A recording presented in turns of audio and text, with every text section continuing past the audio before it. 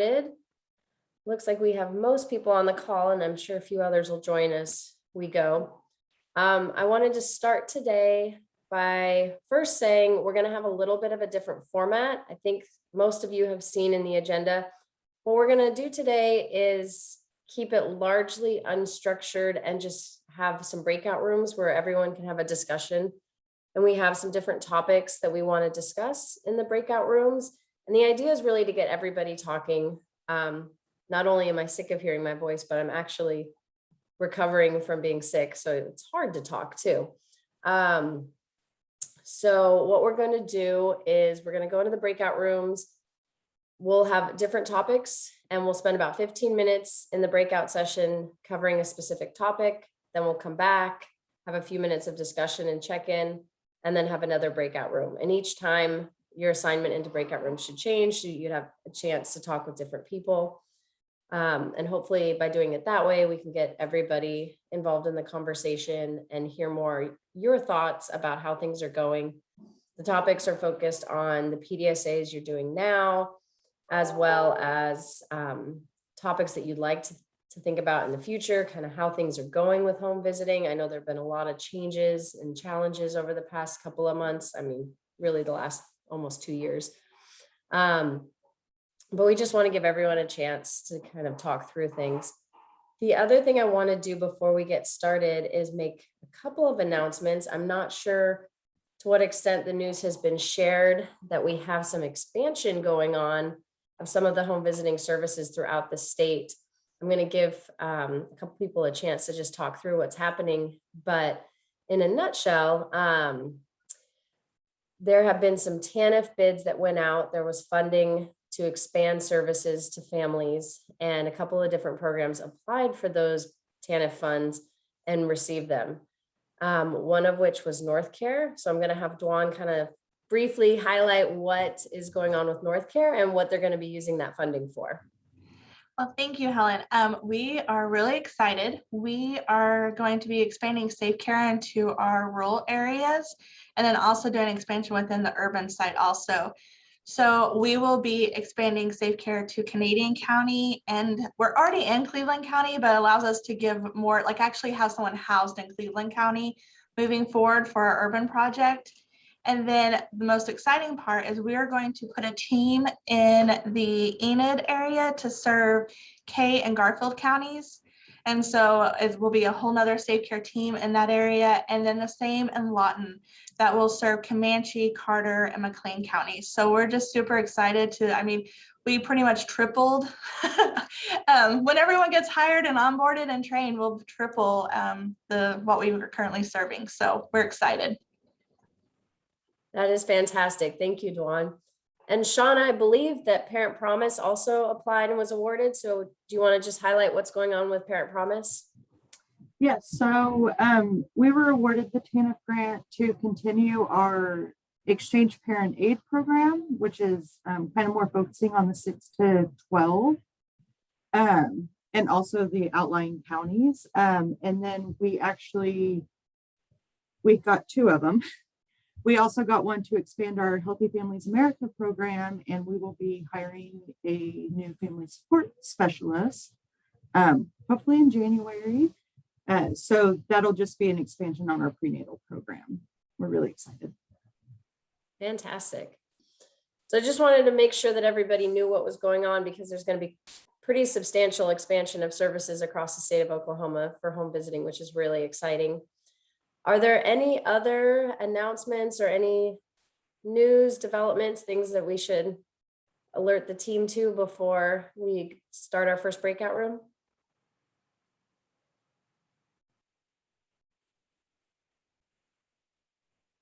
All right.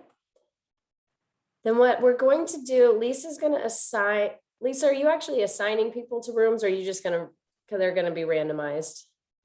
I'm going to randomize them. Okay, so you will be assigned to rooms. I know a couple people wanted to make sure that they were in the same room. So if it's a supervisor and a provider, but otherwise we'll just randomly assign you to rooms. I'm going to pull up the first topic and I'll just copy paste.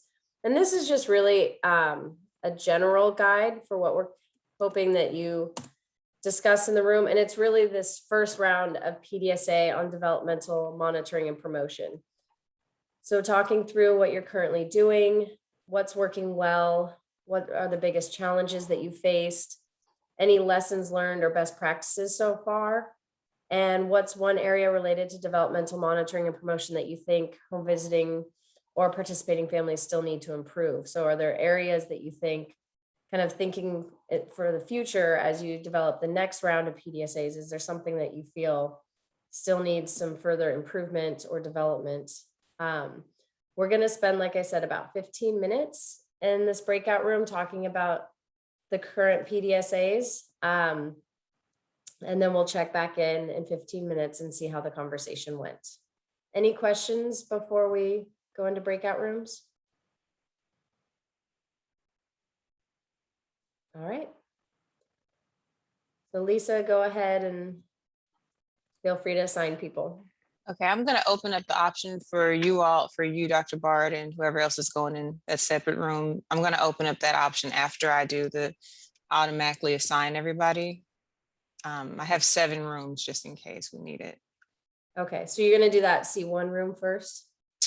No, I'll do that one last. Okay. So. Oh, geez. I had it to assign all the rooms automatically. Now it's not doing it.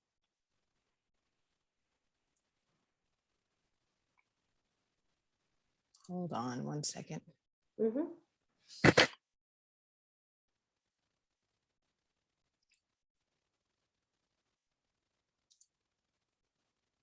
Okay. It's not allowing me to do that for some reason. I just set that up. So I'm just gonna do it randomly. I have to do it manually.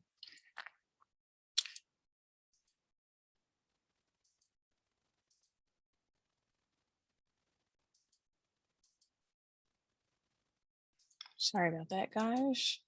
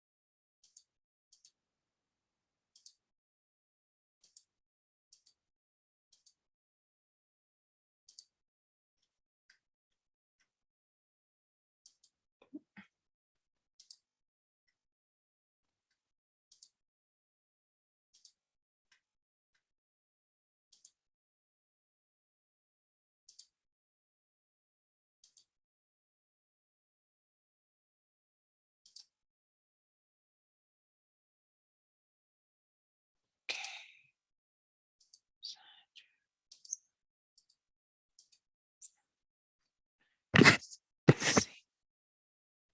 Connie and Susan.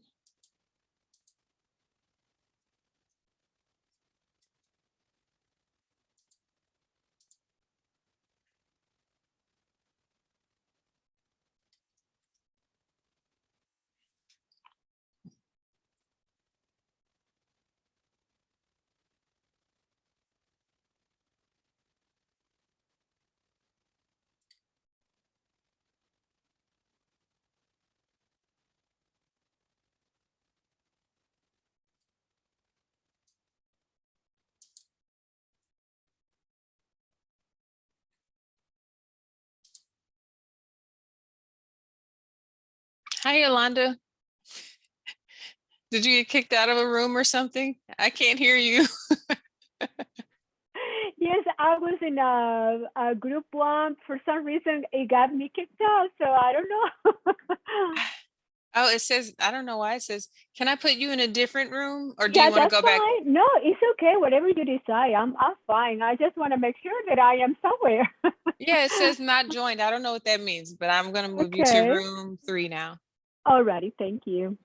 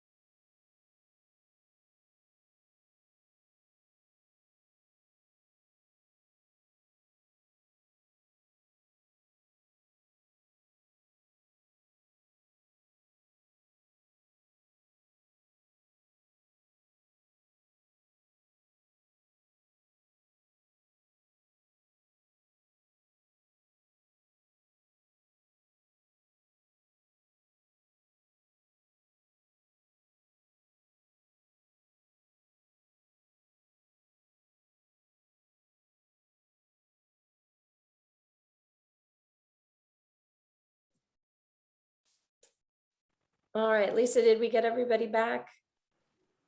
Yes, I have 20 people. And it was Okay. oscillating between 20 and 23 people. Okay, perfect. Let me make sure.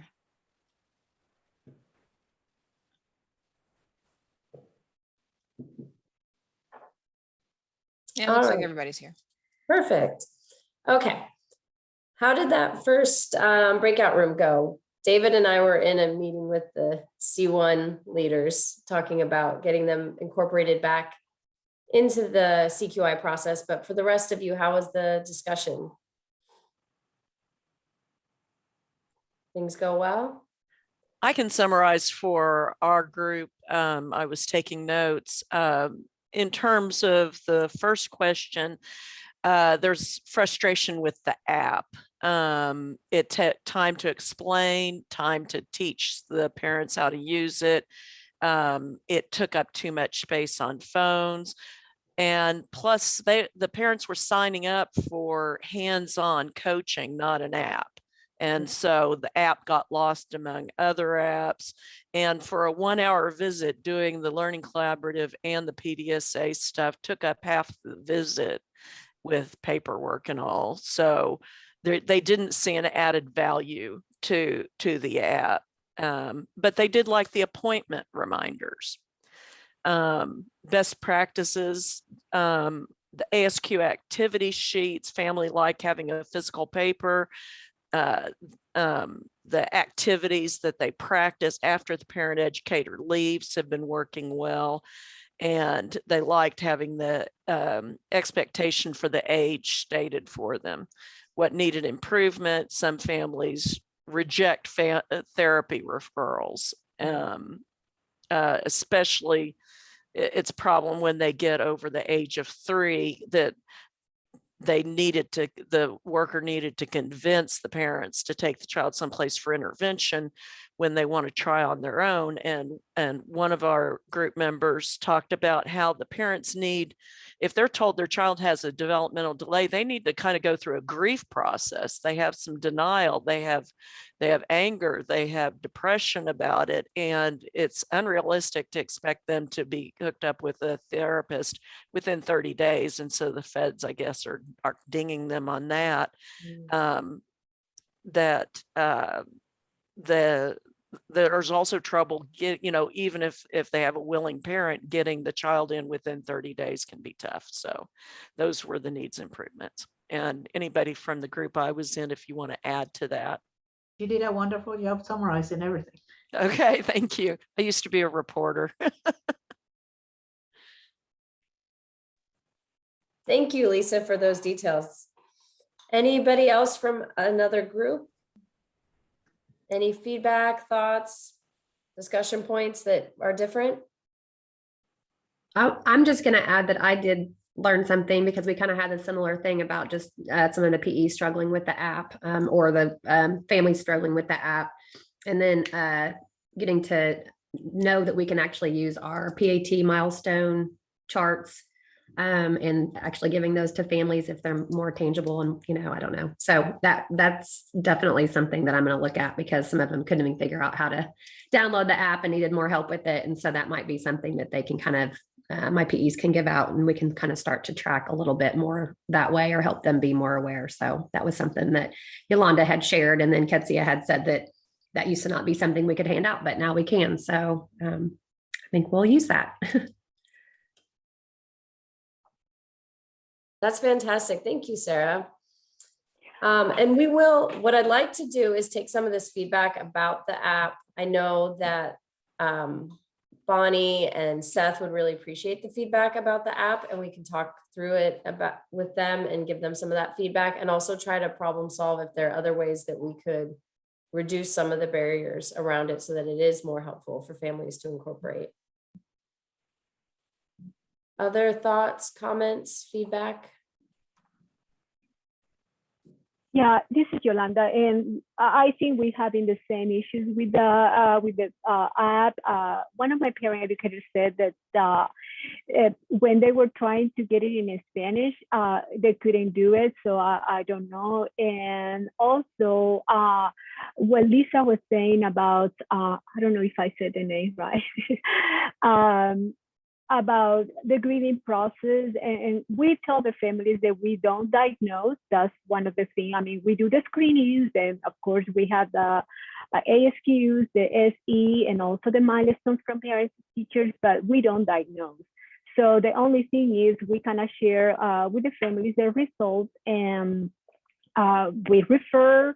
But if the family wants, for some reason, don't want to go the step forward after that, we still try to, we do get activities to promote those developments that happen in school, but it is the way how you talk to the families when you when the scores are, you know, in the black or the gray area, when those children, they're not reaching their milestone. It's a conversation that we have with families about that.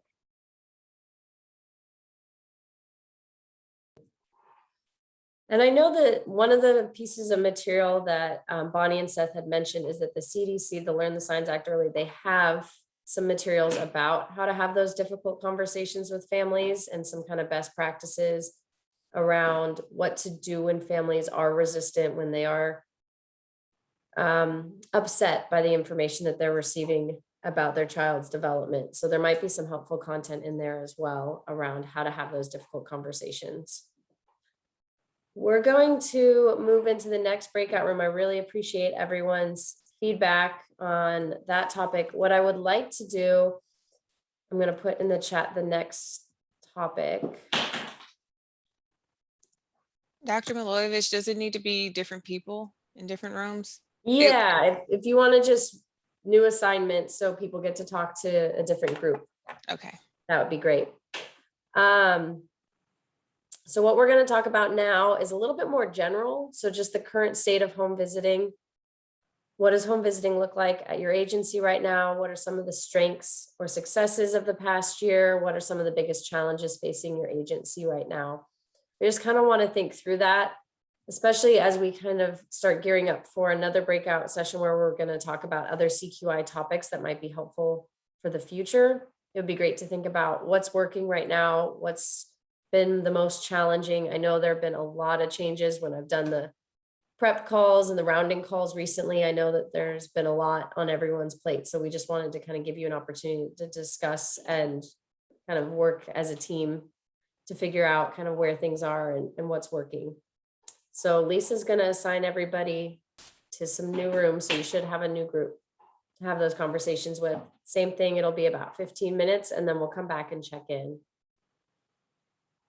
Any questions before we go into the next breakout room? I'm having to do it manually again, so I'm just doing it right now. Okay, so it's just going to take a second, but you should all find yourselves in new breakout rooms.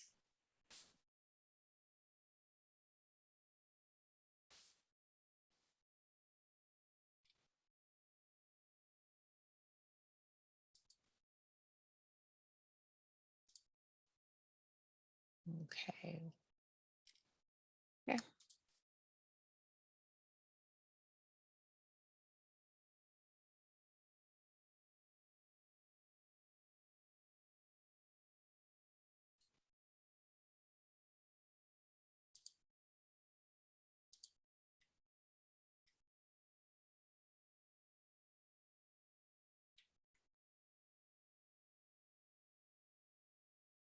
Yolanda, I don't see you in the room still.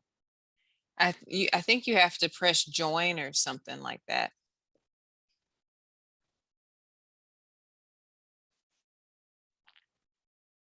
If you're not in there.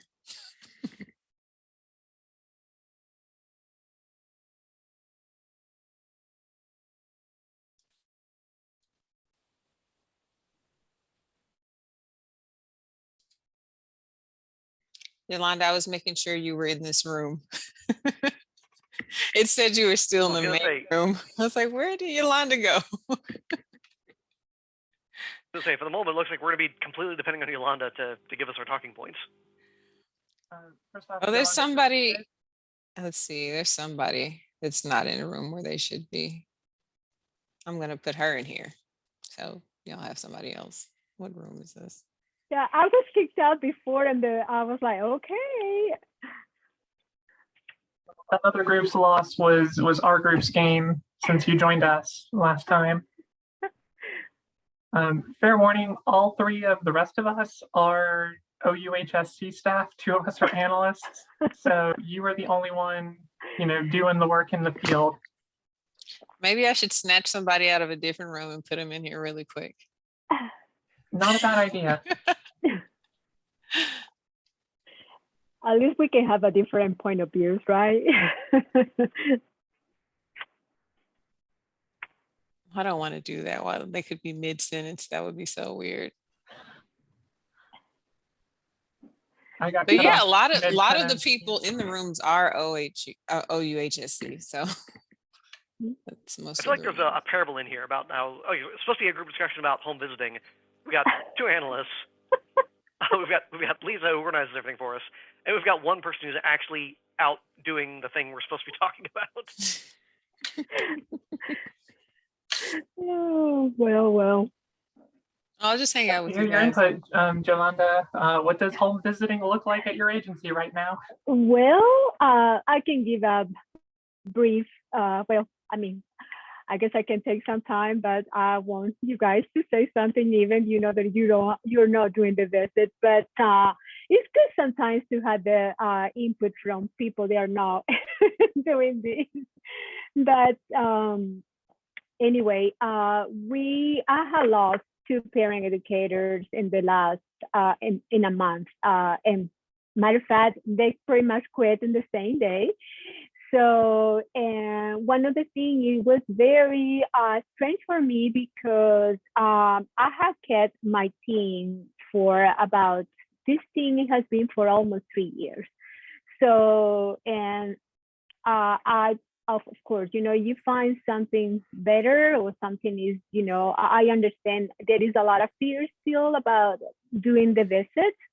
Face to face, and we do a lot of paperwork coming with the visitations, with the home visits. So one of the things, of course, we have been virtual since March 2020. And in the month of June this year, May, June, we start doing face to face only with a few families. We start very, very slowly. We start maybe 5 families per parent educators, and we have protocols. If the families are not ready to receive anybody, we are not going. I mean, we're still doing virtual, but we have going back and forth. It depends on the cases. If we see the increase of the cases or family are more sensitive to that, we go ahead and do virtual. One of the things, and I think is very smart of a couple of parent educators decide after the break, especially now in Thanksgiving and now Christmas, maybe leave, the first, we do 2 visits a month, maybe do the first one virtual, just because, we have been, with family members, families have been with family members. So we still try to not to, get that thing in the best possible safe way that we can do. I don't know, I overheard that is another agencies, they have lost parent educators. And I don't know if blaming the pandemic or I don't know. One of the things is, for us, it still is very difficult to reach for recruitment. It is very difficult because the way that we were doing before is we set up a booth and different events. Now it is, we'll go back a couple of times, a few times, but it's not like what we're doing before. And so it's very difficult to recruit families in a way that is not the I would say, the normal way to go to events or. So I think the relationship is not the same when you, I don't know, recruit a person. It had to be from somewhere, somebody, or any other agencies that they refer those families. But that has been one of our main concerns: how to recruit new families and how to keep families engaged. Since we're doing this, it's still virtual, of course. So I don't know if you guys have any questions or anything else.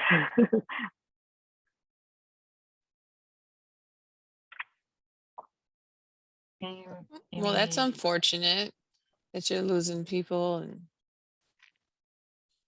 and. Have you seen any particular approaches have helped with the engagement and the recruitment?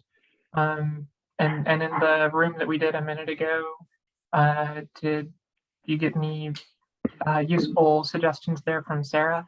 I think a few programs have the same issue about engagement. One of the things that we were trying, especially when we started doing this virtual like a year and a half ago, is we decide after, for the first 3 months, we were not able to come to the office to get, we have one day to come to the office to grab whatever we can get and work from home.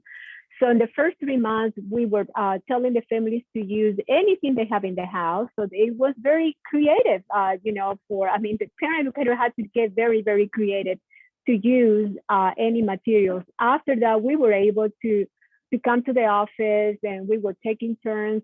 And what we decide is, since we were not using the money that we budget for mileage, we were buying stuff, materials for families like construction papers, crayons, or things like that.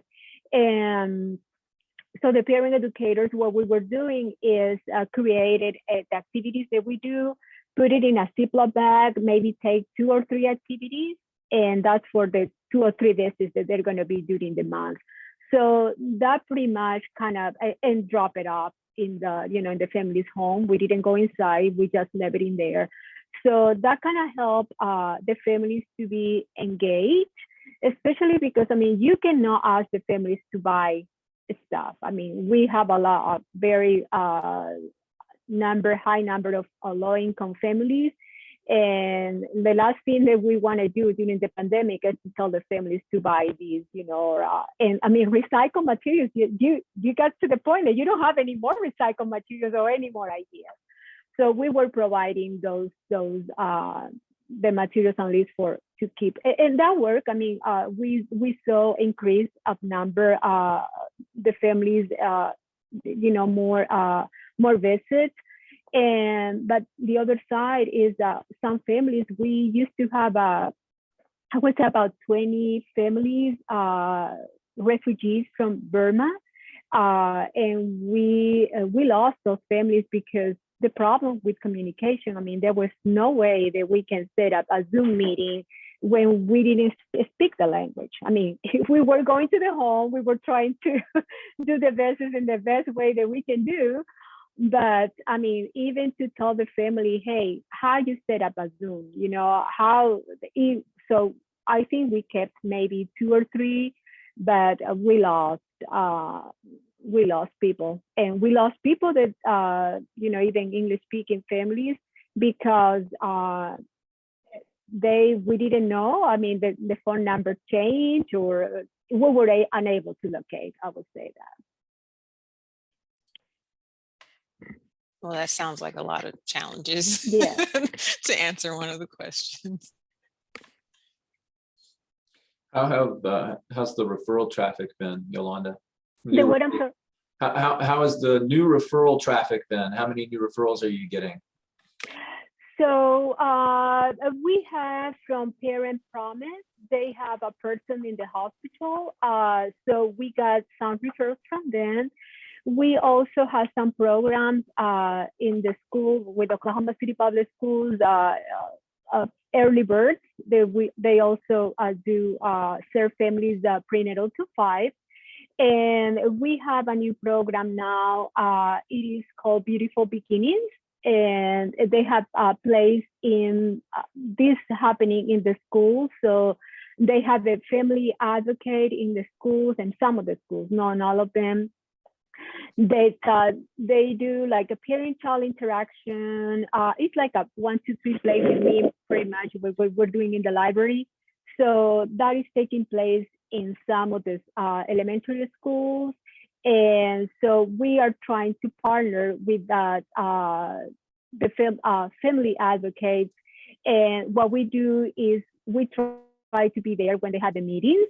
So parents that come to these events or these meetings, parent-child interaction, we're trying to recruit for parents as teachers and for the early bird program.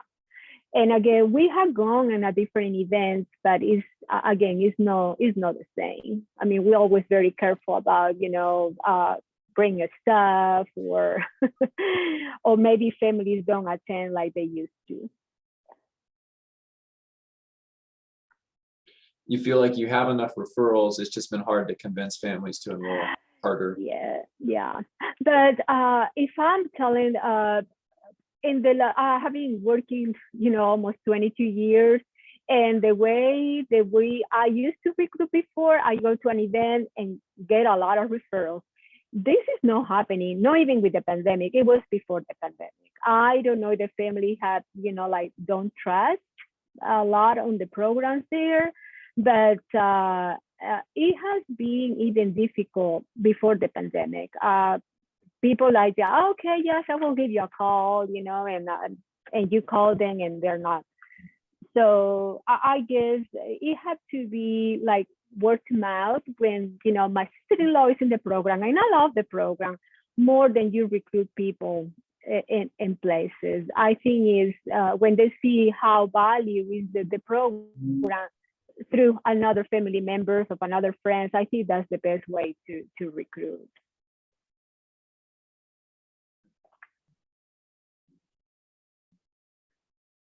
I don't know if that answered your question. Oh, it does. And it's on top of my mind because of a proposal we submitted a week ago.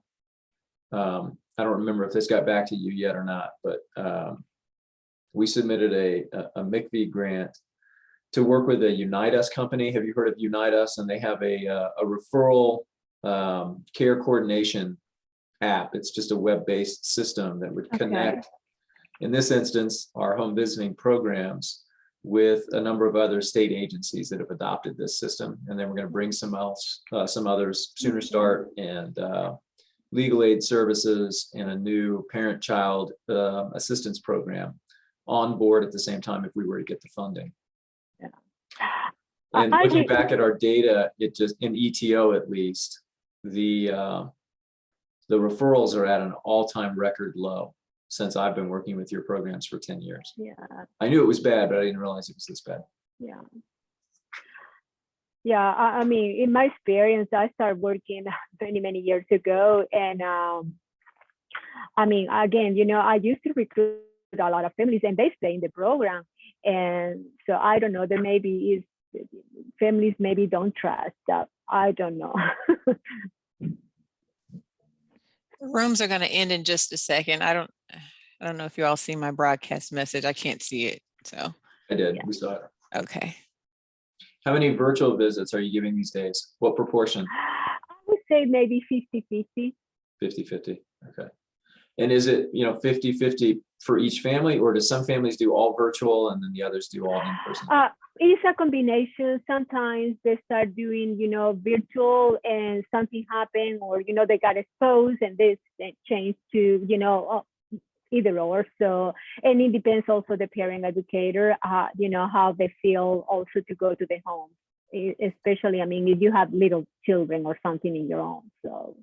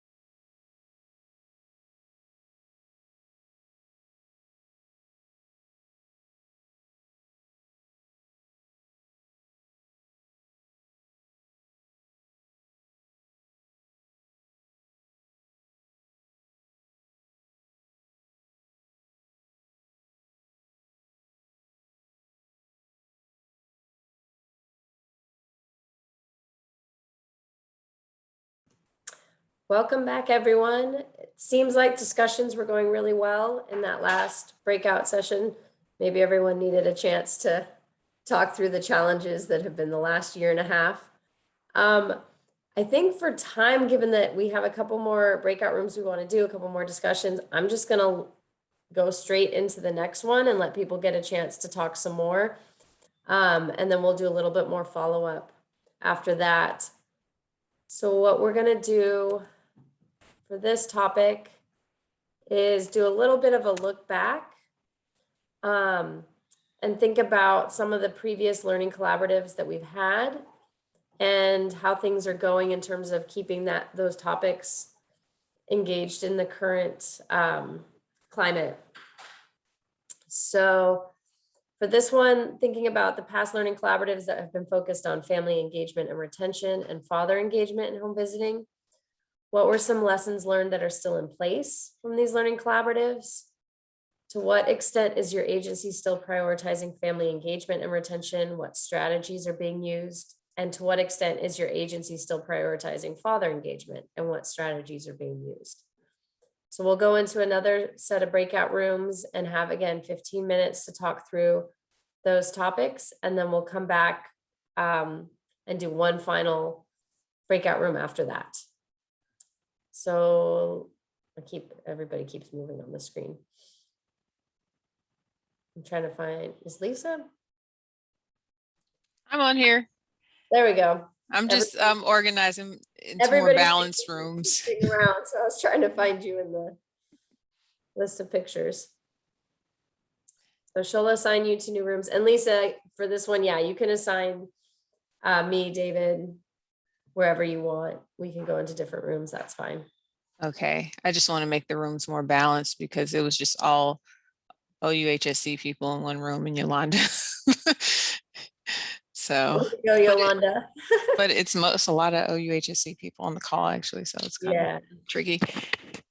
But let me make sure everybody's balanced and Well, thank goodness that I'm a talker, right? I know Yolanda can hold her own. yeah, sure. She sure can. Okay, let me move you to room 3. Let's see. That looks okay.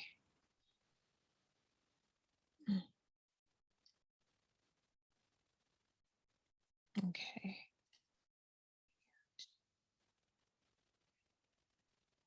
Room 2. Okay. All right. Should be able to go in the rooms now.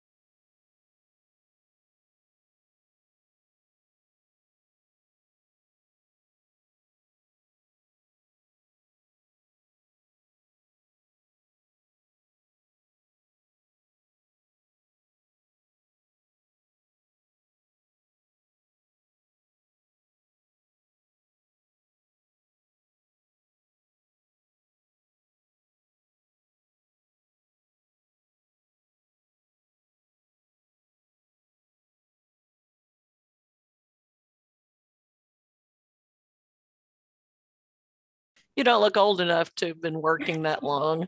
I'll be 42 this month, December 30th. So. Oh, goodness. I never would have guessed it. Well, thanks. I feel like this last year, speaking of these topics, as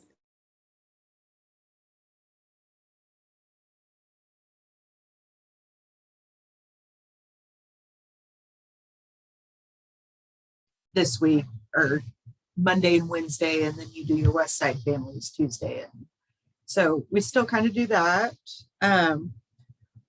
Our father engagement, as hard as it was to get people to do that CQI, I've heard a lot of feedback that a lot of the dads of the parent educators that really did try to work that CQI they still request certain books and that kind of thing. So we're being very mindful when we purchase those things, to keep dads in mind, and kind of what the feedback we got from those fathers on what they like and what they enjoy.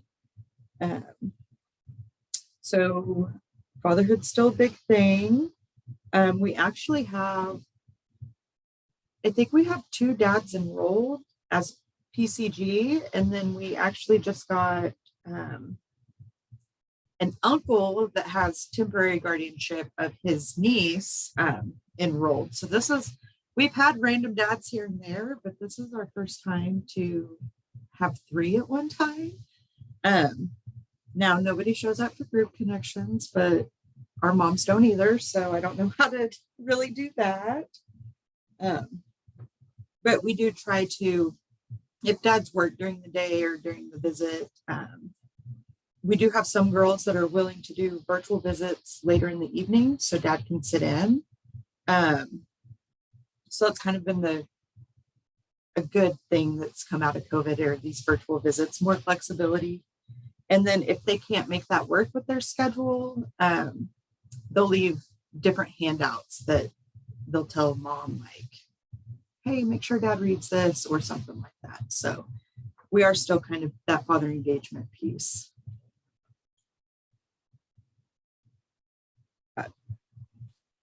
How about you, Amy? Yes, we still utilize both, especially Jem and the Hispanic community, the family engagement. I mean, she is communicating with them, helping them navigate, school and other life resources, all the time, constant communication. So that really keeps them engaged. And then our father engagement, we have several fathers that, attend the home visits and come to the group connections. So we always make a point to, invite both the mother and the father. And so we have good turnout with father engagement, and, focus on, how important it is for the child to have a father in their life, or a father figure. And so, yes, we are definitely utilizing, continuing to utilize the family engagement and the father engagement as well. Just reading the next sentence, see if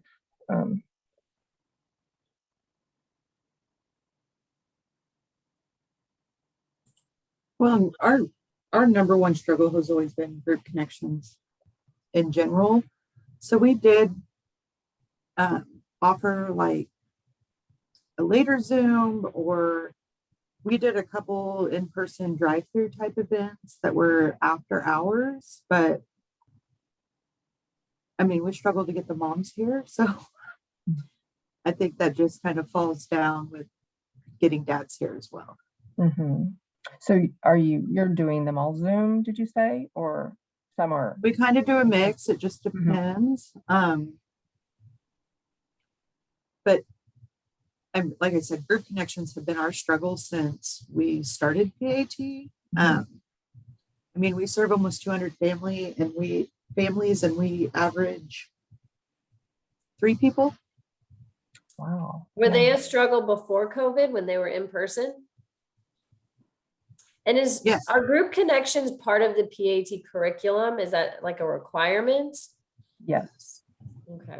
Because it seems like that's always feedback that I hear, is that it's hard to get them. And so I'm kind of wondering, well, do you think it adds value? Do you think if families aren't showing up, is it something that they're not seeing a value in, and that's why they're not showing up? Possibly. We've surveyed our families on what topics they would want, what time, what day. I wonder, and to change things. We've also incentivized it. I thought we've come up with some pretty good incentives, and that doesn't do it. I know transportation is a huge problem. So with COVID, pre-COVID, we would try to do a group connection like in a different area every month. But it was very hit or miss. Pre-COVID, we also, in December, our group connection was, we fed them at Golden Corral. That was the only time we ever had families show up. Last year, we gave away pies for Thanksgiving. It was just like a drive-through, and we had 6 people, and we bought 40 pies. So, yeah, it's just, I mean, I'll be talking about this till the day I die. Yeah. I mean, that is funny because incentive, you know, the incentives that you do, and Gas cards didn't help. I gave $5 7-Eleven cards. Like, you go buy a tall boy. I don't care what you buy.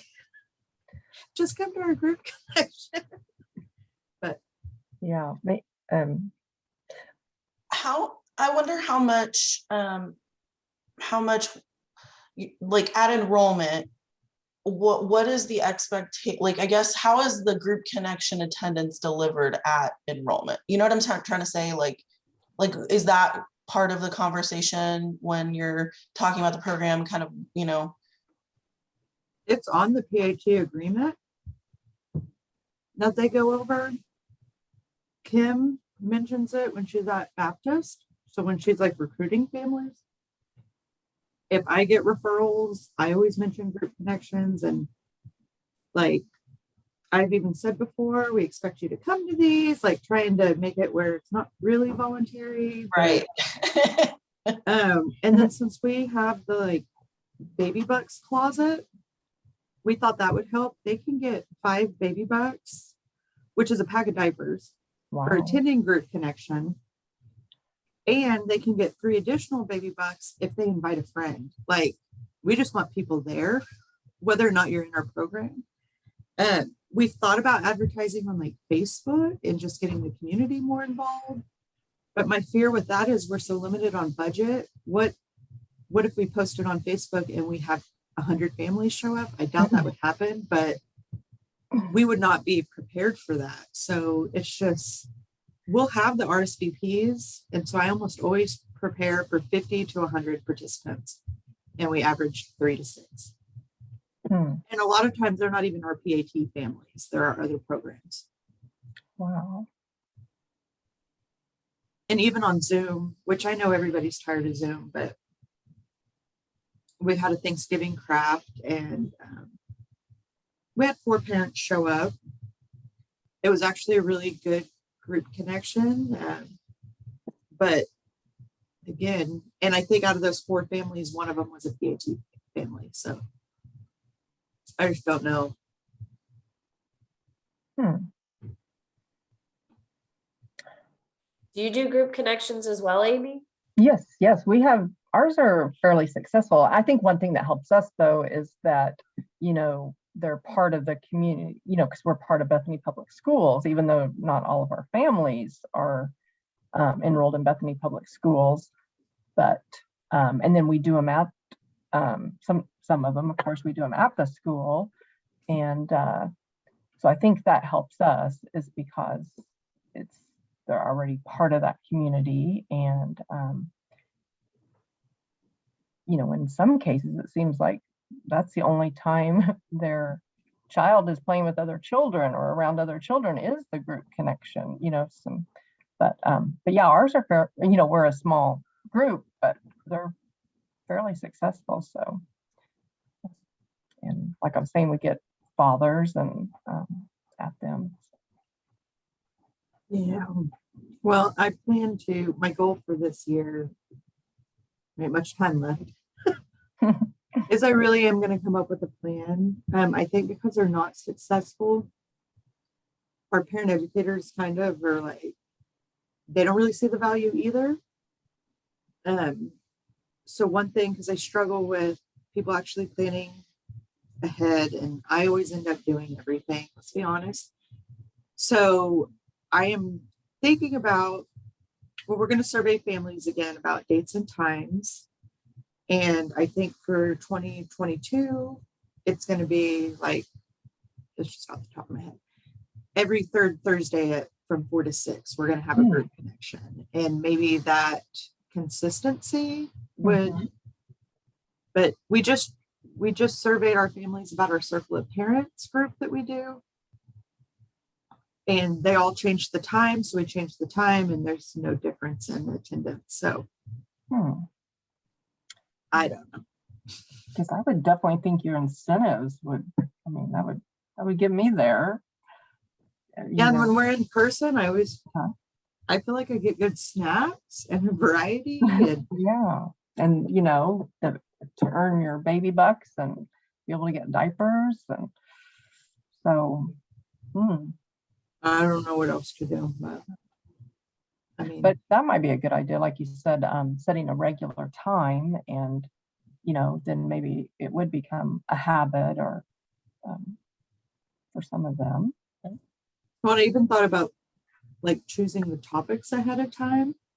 So starting in January, everybody can take their families, like, here's our 2022 group connection calendar with the different topics, and maybe that will help if they have it ahead of time. Yep, we'll see. Yeah. Shauna, what do you do in the group connections? Like, what do they do? You just talk, or? It depends. We've done over the summer. We did one at the Splash Pad. Ooh. 2 families showed up. What?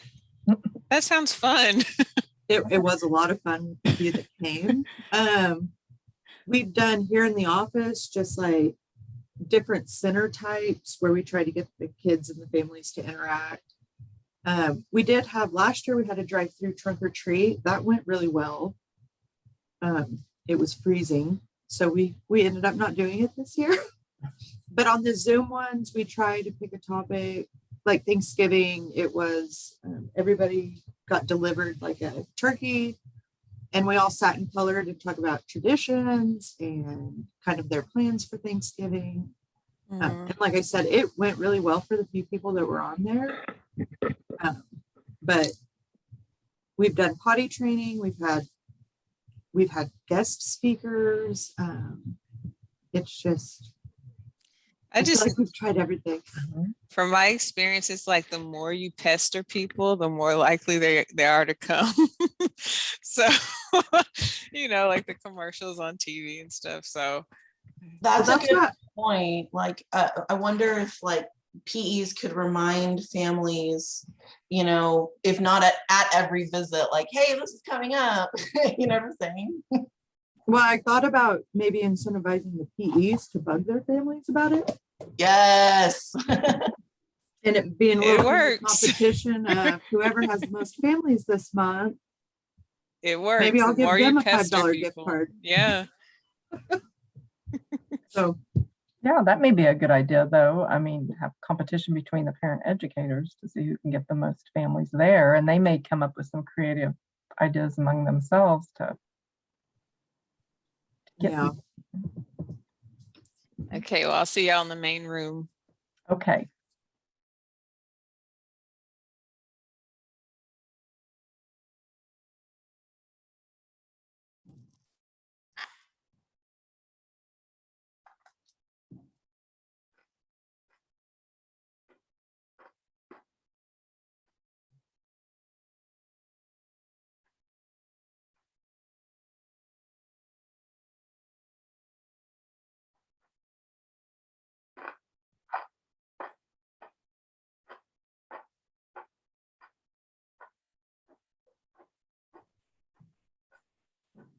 All right, I think we have pretty much everyone back.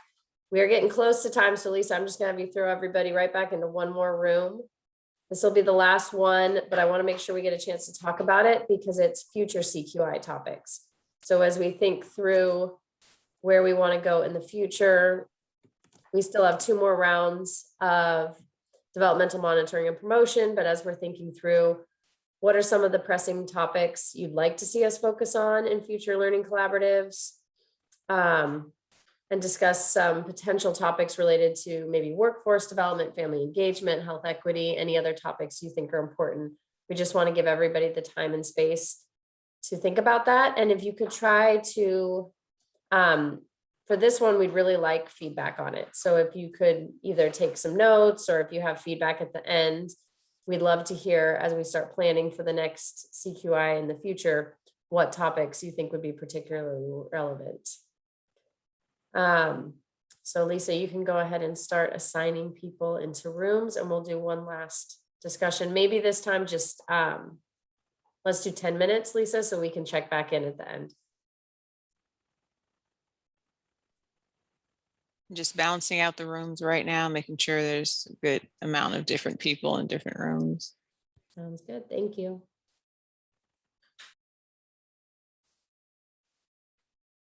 Okay, there are 4 people in there, 4 or 5. Okay. 2, 4, 3. Room 3. Joe. Okay. 2. Okay, I think that's good. Dawn. Okay.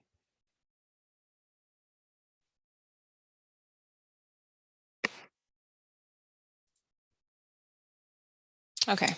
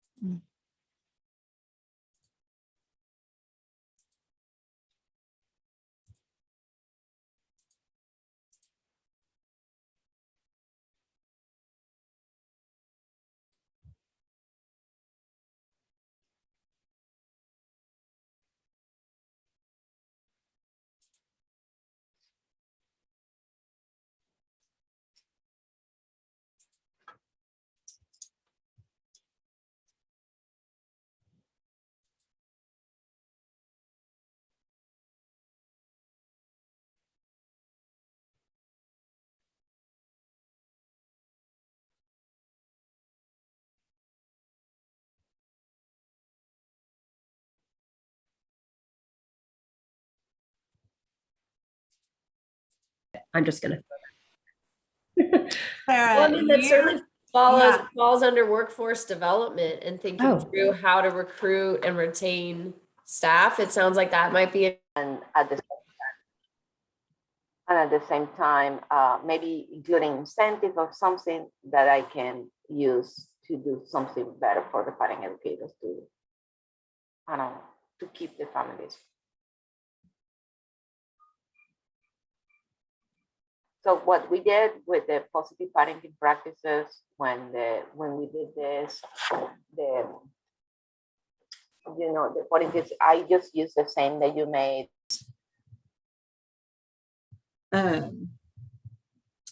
Increasing retention of families, stuff like that, that we tend to get,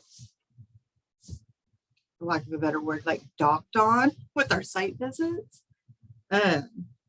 Because to me, I mean, those just seem to be the issues we're struggling with, and being able to have a project kind of based around what we struggle with. In my last group, I talked about group connections. Our group connections are horrible.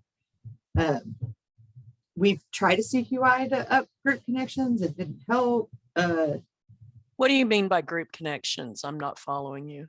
So we're required to do a monthly, what their PAT calls group connections. And it's just kind of, both COVID things are different, but you invite all your families, and we either have presenters or we just do activities, like play groups, just an array of things. And since COVID, we've kind of done hybrid, in person and virtual, but we serve almost 200 families, and we average 3 to 6 parents. And out of those, maybe one's a PAT parent. Like, that's with all 3 of our home visiting models combined. So it's just always been a headache. So yeah, in the future, I do like the father engagement piece. Actually, we've adopted a lot of what we did with that, and I feel like that's going really well. I really like this child development project as well, because it really aligns with what our parent educators are doing every day. So I feel like this one's gone a little bit better, just because they see the value more, because this is what they do with their families. It doesn't feel like extra work, but on the same page, we tend to have struggles because nobody wants to do another form. So I don't know about future projects. I mean, I just roll with what you guys throw at us and we figure it out. Someone in another of the breakout rooms had talked about, she has one of the things, she was with Children First, and they basically ceased to exist during COVID because they have a bunch of nurses, and the nurses had to deal with COVID and getting vaccines out and everything. And so one of their challenges has been trying to get back to home visiting during the pandemic and the problem with that. And she has someone who is involved with MIECHV, who I didn't know, had sent her a decision tree that, as everyone who worked with the parents would work together on a decision tree about returning to home visiting and what the families would feel comfortable with. And some of them have started doing porch visits, or visits at a park where the kids can play or something. Is that anything that would interest you all? I know we're mostly in the home now. I think since July we moved into the home. We do some virtual visits, but I want to say more than 75% of our visits are in the home. But I agree with Shauna. I think the girls are really burned out with CQI projects. You know, even this one, it's about development and it's something that we do, but it's just another form, and they do a lot of forms. And I know PAT does a lot more forms than we do. And we see them weekly. I think you guys see them bi-weekly. So I cannot even imagine, because we're trying to work on the module. We still do some case management, and you still have updates. You have forms that you have to fill out. And now you have to do a learning collaborate or a PDSA form. So the girls, I feel like, are not able to really, you know, enjoy the project as much. Well, what about something to support them? That would be great. That's what I'm thinking, a project that would, you know, focus on the providers. Yeah, because the PEs, if they're empty emotionally, they don't have something to give. And so maybe something that focuses on reminding them of their value and putting them as the priority. What do you think? That would be amazing. I don't know what we could do, but Right, that's what 'cause I'm hearing. That's what I'm hearing is, you know, yeah, all of these, you know, we'll go along with it, but it's hard. They are very, right. And it's because of what everybody's been through for the last, you know, 2 years. Well, with you had brought up something, one of the topics, like being a health, I think maybe being mindful of whatever topic is chosen, like, could it be something with data we're already collecting? yes. Because I know I've heard it from people that it's like, oh, this form only has 7 questions. Well, when you're behind on forms because you have a family that keeps canceling, that 7 questions ends up being 107, and then you don't get to your activity. You don't get to your book share. I think if it was more aligned with what they already do or the data they're already collecting, there'd be a lot more buy-in. And doing something for the PEs would be great. I mean, we heart self-care, mental health, all that every day, all day. But as we all know, it's hard to make that time for that too, when you're required to have so many forms completed, so many visits done. So really it's just double-edged sword all around, I think. Absolutely. I'm a PE. I'm 5 months into the job, so I hear you guys. I feel like sometimes there's just so much time taken from the paperwork that one more thing is just another thing, Right. Well, I know it's very important and aligns with what we do. It's just, I hear all the things you're saying. and group connections, yes, we we have about we did a Halloween group connection, and October we did pumpkins, and we had one family come in Newcastle, so we're really working on that. This month we're doing holiday photos, so more people are coming, so I think incentives are good. But I hear you ladies. Dee Dee might not be on the line. She said she was the only one in the office today, and she had somebody come in earlier. Rachel, do you have anything to add?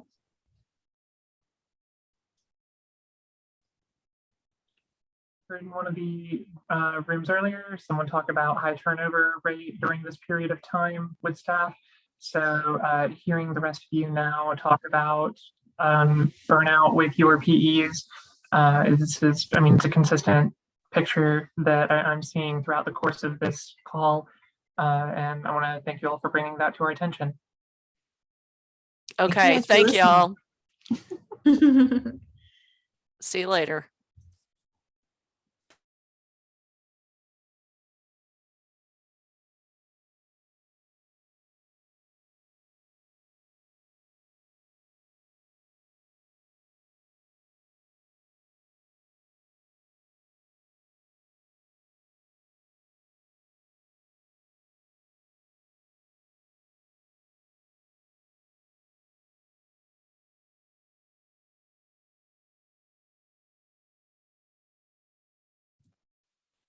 Okay, I think we have almost everybody back.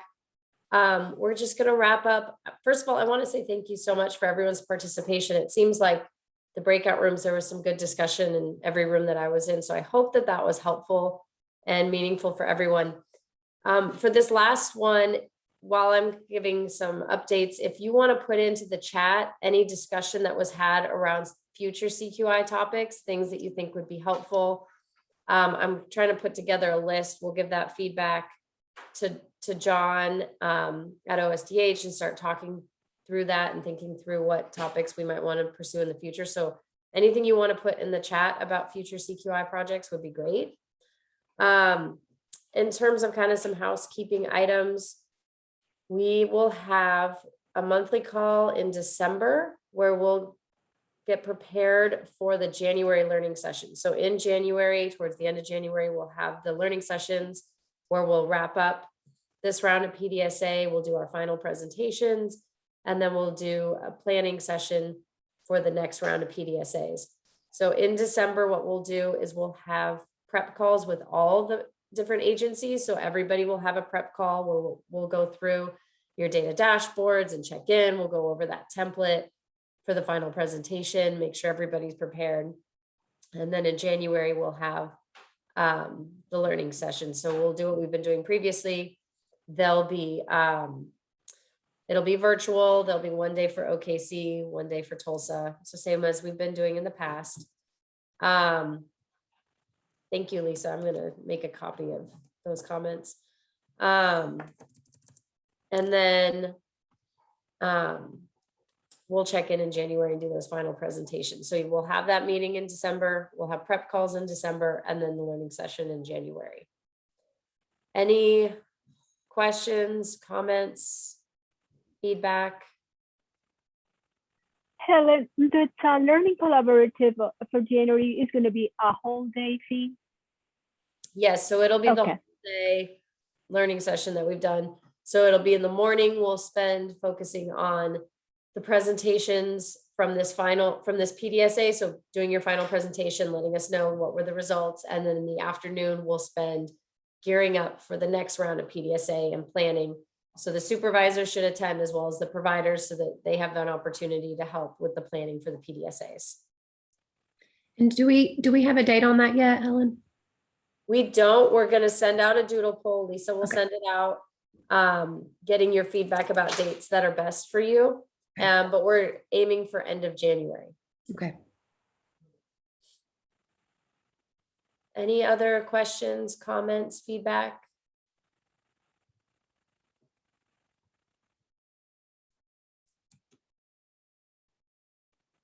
All right. Well, I hope that this was helpful. And if anybody does have feedback about kind of doing it in this format, we won't do this every time, but we want to make sure that everybody gets a chance to talk and contribute and be part of the discussion.